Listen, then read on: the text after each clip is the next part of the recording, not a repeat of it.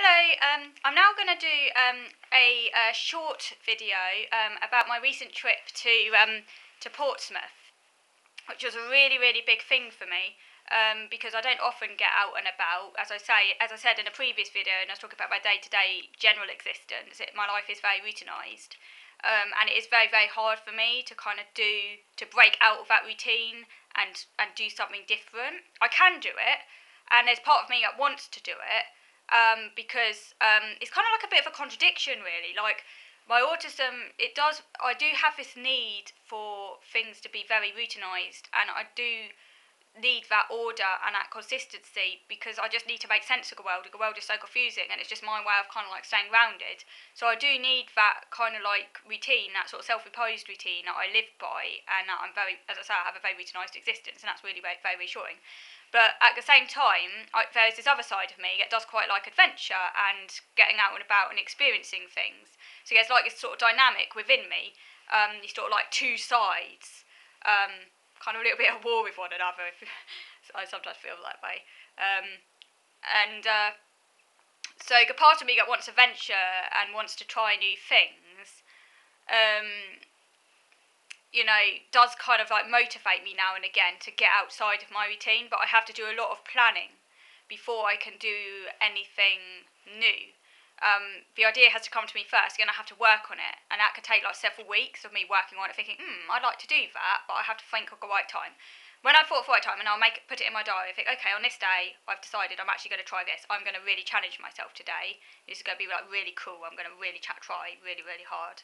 Then I had to do lots of research. So I decided that I was going to go to Portsmouth, and this was going to be a challenge, and I was going to go there completely on my own, because going places on my own is very anxiety provoking, because I've got so much anxiety about like things going wrong and getting into sticky situations, and really like some quite irrational fears as well connected to my OCD, and like health anxiety, and some really irrational fears like what if I pass out in public and strange stuff like that, because that's all connected to my like OCDs and like other anxieties, which I could talk about in another video.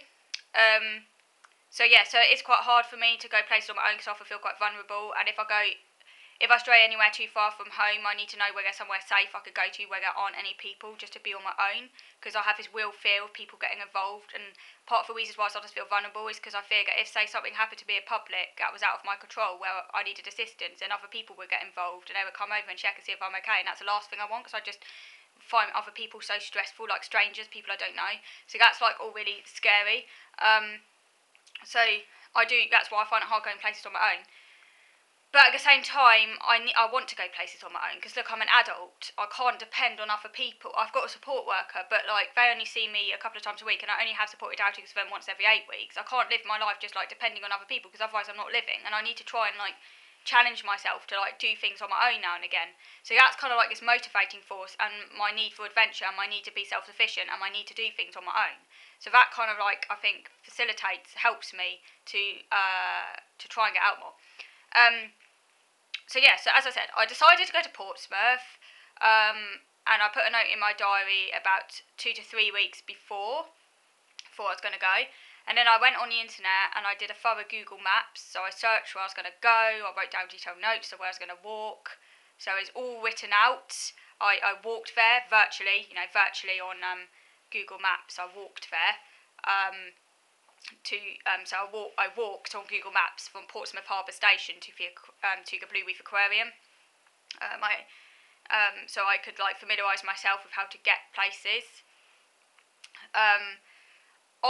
It's funny because although in some areas I've got like a really bad visual memory, and like in some I'm not really great at visual stuff, if I've kind of rehearsed something, like Google Maps is fantastic because it's all kind of like like three-dimensional, it's all sort of real world. I find it really hard to follow normal maps, which is why, as I say, Google Maps is a lifesaver.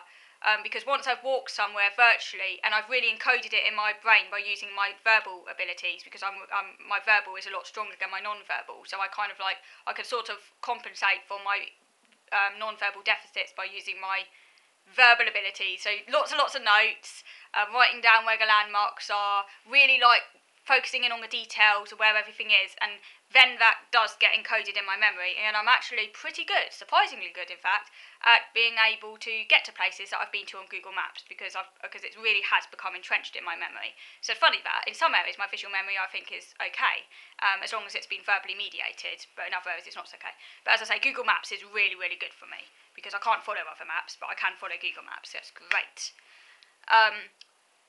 And really, really helps with my anxiety over going to new places. So, last Thursday was the day I went to Portsmouth. I got the train all on my own, and I stayed seated on a train all the way to Portsmouth, which is quite amazing because I do find it quite hard to stay seated on trains. Because of my anxiety, I've got OCD anxiety around like germs and stuff. I'll talk about this in another video, but like if someone starts coughing or sneezing, I like feel really contaminated, so I have to like move.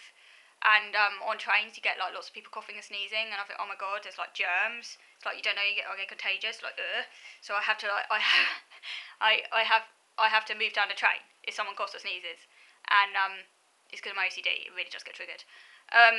Contamination fears, illness fears, which is a complication of my autism.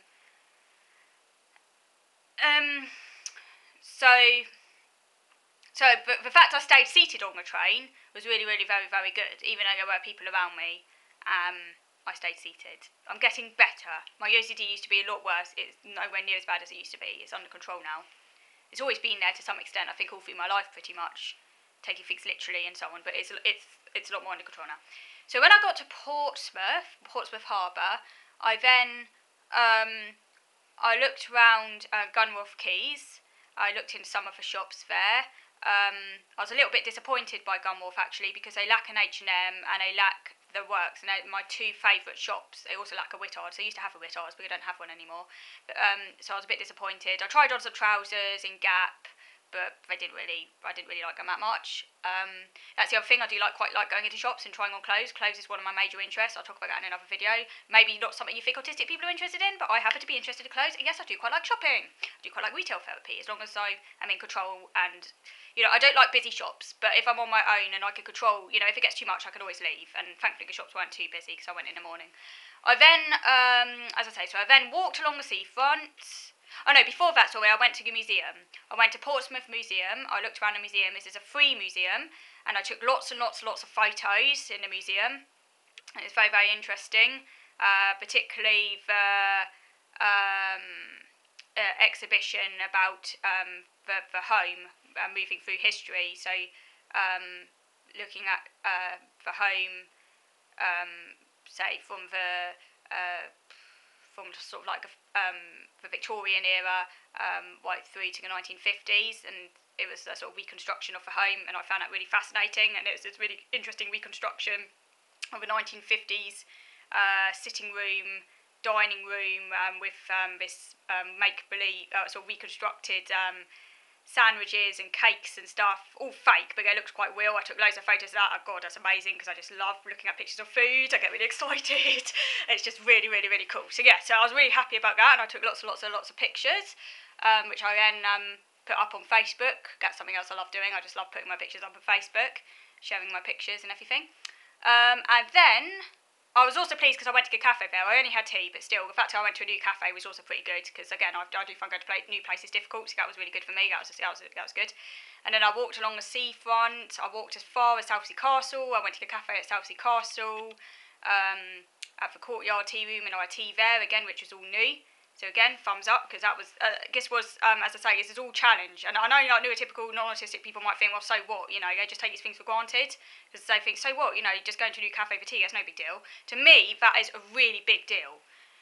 Because of my condition, getting out of my normal routine and doing these things is like a really, really big deal. So I guess this is why it was a challenge for me, and I feel really, really pleased because I managed to do all of that all on my own, and I did feel a sort of sense of euphoria after I'd done it, because it was so stressful. And the other thing is I have a dog phobia as well, so walking along by the seafront, and obviously there are dogs and stuff, but I managed not to panic. I hid from the dogs when I saw them, but I kept in control and I didn't panic, and I still managed to do what I wanted to do. And I did walk all the way along the seafront. I didn't go to the aquarium in the end. I might go on another time, but I walked right up and took a rock garden, and then I got the train back, and it went really, really, really, really well. So that was a really good day, and as I say, I felt really pleased with myself that I was out for that length of time as well.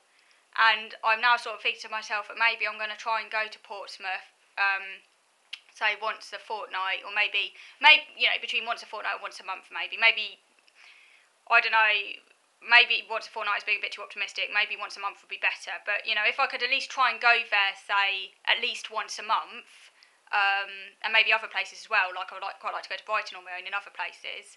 That would be really, really good, and I'll be like challenging myself. And I think, as I say, you do get better at it the more you practice, even though it is really, really difficult going places on my own, and it does need so much preparation, so much planning, and I can only do it every once in a while because it is exhausting. Although I enjoyed myself, it is really, really, really tiring, and I can't do that often because I am so routine driven, and it does all need to be really, really planned into my diary before I could do anything like that. I can't be spontaneous. I can't just suddenly do something.